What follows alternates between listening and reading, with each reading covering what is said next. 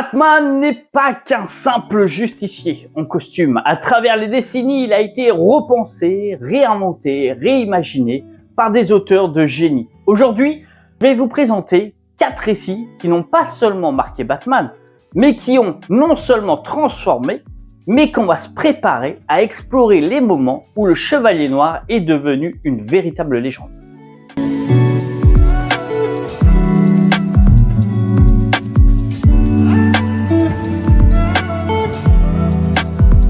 En gros, dans ce récit, on va retrouver un Bruce Wayne qui revient à Gotham 12 ans après un entraînement autour du monde. Mais la réalité est tout autre.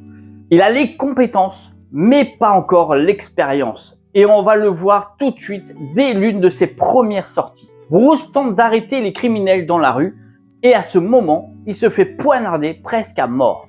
En rentrant blessé, une chauve-souris traverse la fenêtre. C'est la révélation pour Bruce Wayne, qui doit devenir un symbole, pas seulement un homme. En parallèle, James Gordon arrive à Gotham, une ville pourrie par la corruption. Il se bat autant contre ses collègues ripoux que contre les criminels. Puis il y a cette alliance entre Batman et Gordon, qui comprennent qu'ils partagent les mêmes objectifs. Ensemble, ils vont commencer en fait à nettoyer la ville. Les moments clés de ce récit qui m'ont donné vraiment cet instant iconique, c'est bien sûr la scène du dîner où Batman surgit au milieu de malfrats et dit « Vous avez assez festoyé !» Cette fin où on entend Gordon qui attend Batman sur un toit et annonce qu'un nouveau fou menace Gotham. Un type, comme il le dit, qui adore les cartes à jouer. L'impact qu'a eu ce récit est assez symbolique. Gotham devient en fait un vrai personnage, sombre, dangereux, puis vivant. Bruce n'est pas encore parfait.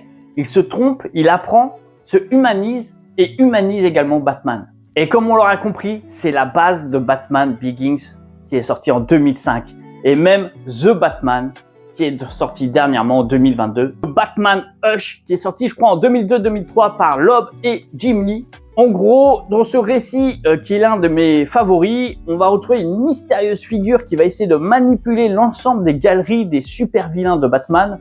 On va se retrouver dans un début assez intriguant où Killer Croc kidnappe en fait un enfant, où Catwoman intervient, puis Poison Ivy va prendre le contrôle de Selina pour l'utiliser contre Bruce. Tout ça en fait n'est qu'un plan qui va être plus vaste puisque Superman va être aussi contrôlé. L'un des moments cultes, je pense, entre Poison Ivy et l'envoûtement de Superman, où Batman va être obligé de l'affronter en utilisant tout son arsenal et son amitié avec Clark. On va retrouver aussi une romance avec Catwoman, où Bruce révèle son identité à Selina, une relation sincère qui va démarrer entre eux, mais leur confiance va être mise à l'épreuve. Révélation finale, le cerveau derrière tout ça n'est autre que Thomas Elliott, un ami d'enfance en fait de Bruce, jaloux de sa fortune et obsédé par sa chute. Tout ça va faire un récit monumental. Les quelques moments clés de ce récit, le combat de Batman et Superman sous l'influence de Poison Ivy est juste magnifique à voir. Des scènes intimes où Bruce et Selina s'embrassent sur un toit, mais où Batman garde toujours une part de méfiance, iconique. Et le mystère qui va tourner autour de Hush, qui maintient en suspense tout au long de ce récit. Vraiment épique, je vous le conseille vraiment dans mon top 10. Quelques impacts sur ce récit. Une véritable best-of de Batman où on retrouve tous ses amis et également ses alliés. Le développement de la relation entre Bruce et Selina, plus crédible et émotionnel, ça j'ai adoré dans ce récit. Et on va trouver également un Jimmy qui a offert certaines planches les plus iconiques de Batman, encore utilisées aujourd'hui comme référence graphique. Et pour la suite, je vais vous présenter Batman Metal. Eh ouais mon gars, mais non je déconne. Pour la suite, on va débuter avec le The Killing Joke, donc qui a été paru en 1988 par Alan Moore et Brian Bolland. En gros, sur ce résumé de ce récit, on va retrouver le Joker qui s'est échappé d'Arkham. Il a une théorie, il suffit d'une mauvaise journée pour rendre quelqu'un de fou. Et il veut le prouver en prenant le commissaire Gordon pour cobaye. On va retrouver des attaques brutales. Joker qui tire sur Barbara Gordon, qui est alias Batgirl, la laissant paralysée, puis enlève Gordon, l'humilie et lui montre des photos de sa fille ensanglantée. Tout ça pour briser sa raison. On va retrouver quelques flashbacks où on découvre une possible passé du Joker, un comédien qui était raté, humilié, qui bascule après dans une série de malheurs mais l'histoire elle-même, si je dois en avoir un passé, je préfère qu'elle soit multiple. Donc, rien n'est sûr et c'est une confrontation finale où on va voir Batman affronter le Joker et libérer Gordon, mais au lieu de céder à la folie, Gordon reste droit et dit à Batman « Fais-le selon les règles ». Une fin qui est assez mystérieuse puisque Batman et le Joker échangent une blague, les deux rient, puis silence. Certains pensent que Batman tue le Joker hors champ, d'autres non. Et vous, qu'est-ce que tu en penses? L'a-t-il tué ou pas? Certains moments clés qui m'ont fait vraiment hyper dans ce récit, c'est la paralysie de Barbara avec un choc qui va être durable dans les comics, où on va retrouver également le Joker en chef de cirque fou, entouré de ses monstres de foire, puis le rire final partagé qui reste l'un des fins les plus ambigus des comics. Les impacts qu'a eu ce comics.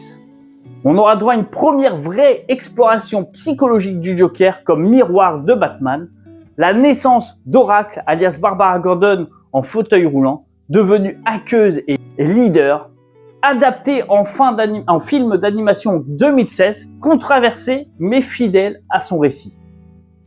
Un autre récit également qui m'a fait vraiment hyper quand j'étais jeune, The Batman Return de Frank Miller et de Klaus Johnson.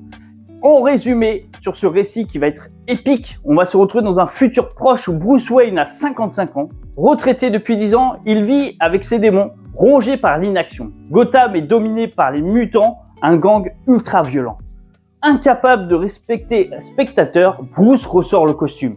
Ce n'est plus le Batman agile des débuts, c'est une bête brutale et implacable. On trouve également le Joker. Après des années de catonie, le Joker se réveille en apprenant le retour de Batman. Leur affrontement final est un duel à mort où le Joker se brise le cou en riant. Le gouvernement envoie Superman, devenu un agent de l'État, pour stopper Bruce. Combat titanesque, Batman, grâce à une armure et à une kryptonite, réussit à vaincre Clark. Mais juste avant de mourir, il simule une crise cardiaque. Mais en réalité, il prépare une nouvelle vie dans l'ombre. Certains moments ont été complètement épiques dans ce récit. Ou quand Batman écrase le chef de mutants. Ou encore où le Joker rit jusqu'à s'achever lui-même. L'impact visuel qu'a eu ce récit est tout simplement épique. Batman n'est plus un héros, mais une force de la nature. Prêt à aller plus loin, plus haut, redéfinit le côté sombre et violent du personnage. On a une influence directe sur Batman v Superman qui est sorti en 2016, qui reprend le look et les armures de la confrontation avec Superman. Merci encore à vous pour votre fidélité. N'hésite pas à liker et à commenter en me disant quel super-héros tu veux qu'on travaille sur ces 4 récits qui l'ont transformé. Je vous dis à bientôt pour une next vidéo. Ciao les amis.